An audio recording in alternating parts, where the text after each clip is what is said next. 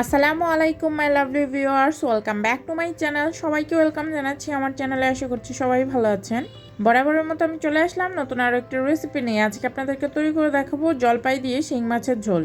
তো এই জলপাই দিয়ে শিং মাছের ঝোল রেসিপিটা আপনারা কী করে করতে পারেন এই রেসিপিতে, সেটাই সহজভাবে তুলে ধরার চেষ্টা করবো। আশা করছি আপনাদের কাছে ভিডিওটা ভালো লাগবে, আর ভিডিওটি ভালো লাগলে অবশ্যই একটি লাইক দিয়ে ভিডিওটা দেখা শুরু করবেন।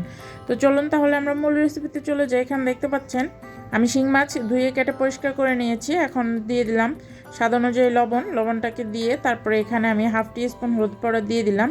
এখন ফ্রাই প্যানে সয়াবিন তেল একটু আমি গরম করে নিয়েছি, এখানে 2 টেবিল চামচ সয়াবিন তেল দিয়ে দিলাম। দিয়ে এখন এই শিং মাছগুলোকে দিয়ে আমি একটু লাল লাল করে এপিট ওপিট করে সুন্দর করে ভেজে নেব। তো আমি ফিরে আসছি মাছগুলো ভেজে নেওয়ার পর।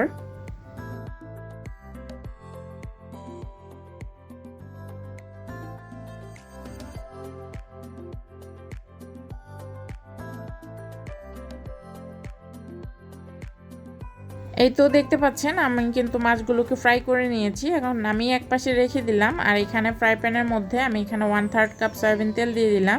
দিয়ে এখানে 1 কাপ পেঁয়াজ কুচি দিয়ে দিলাম। তো পেঁয়াজের কালারটা যখন একটু চেঞ্জ হয়ে আসবে তখন আমি এখানে অ্যাড করে দেব একটি টমেটো।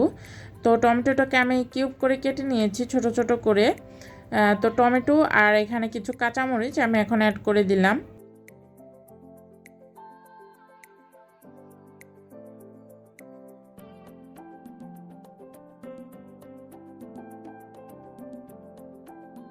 তো এখন দেখতে পাচ্ছেন আমি এখানে হাফ কাপ পানি অ্যাড করে দিয়েছি, পেঁয়াজটা যেন পুড়ে না যায়। আর এখানে দেখতে পাচ্ছেন হাফ টি স্পুন আমি দিয়ে দিয়েছি এখানে হলুদের পাউডার, আর দিয়ে দিয়েছি এখানে 1 চা চামচ এখানে দিয়ে দিয়েছি আমি মরিচের পাউডার। তারপর দিয়ে দিয়েছি এখানে 1.5 টেবিল চামচ ধনিয়া পাউডার। তারপরে স্বাদ অনুযায়ী লবণ দিয়েছি, আর এখানে দিয়ে দিয়েছি এখন জিরা পাউডার 1 টিস্পুন দিয়ে দিয়েছি জিরার পাউডার। দিয়ে দেওয়ার পর তারপর আমি এখন মশলাটাকে খুব ভালোভাবে এখানে কষিয়ে নেব।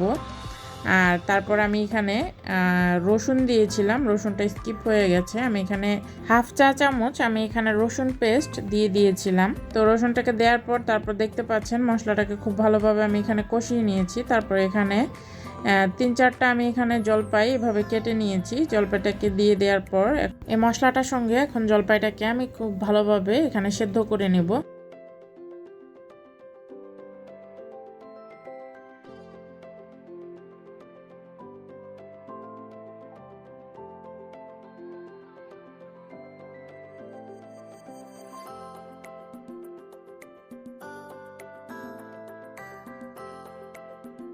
জলপাইটা যখন সেদ্ধ হয়ে আসবে, তেলটা যখন উপরে ভেসে আসবে, তখন আমি এখানে ভেজে রাখা মাছগুলো অ্যাড করে দেব। ভেজে রাখা মাছগুলো দিয়ে দেওয়ার পর তারপর আরও কিছুক্ষণ আমি মাছগুলোকে এই মশলাটার সঙ্গে কষাতে থাকবো।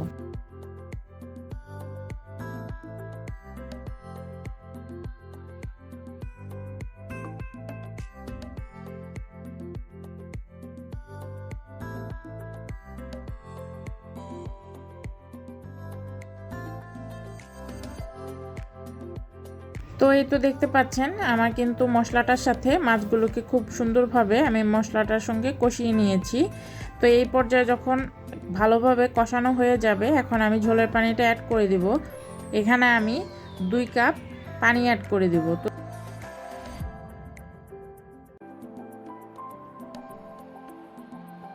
তো এই তো মাছটাতে কিন্তু বলক চলে এসেছে। আমি এখন আরও 10 মিনিট এটাকে রান্না করব।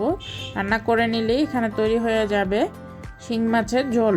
তো এই শীতকালে কিন্তু মজাদার এই শিং মাছের ঝোল রেসিপিটা খেতে দারুণ লাগে, জলপাই দিয়ে বিশেষ করে।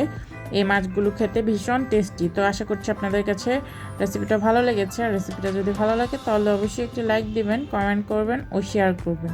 যারা আমার চ্যানেলে নতুন জয়েন হচ্ছেন তারা আমার চ্যানেলটাকে সাবস্ক্রাইব করে আমার পাশেই থাকবেন নিত্য নতুন রেসিপি পেতে। তো আজকে তাহলে বিদায় নিয়ে নিচ্ছি। সবাই ভালো থাকবেন, সুস্থ থাকবেন। দেখা হবে নেক্সট ভিডিওতে। ততক্ষণ পর্যন্ত অপেক্ষা করুন। আল্লাহ হাফেজ।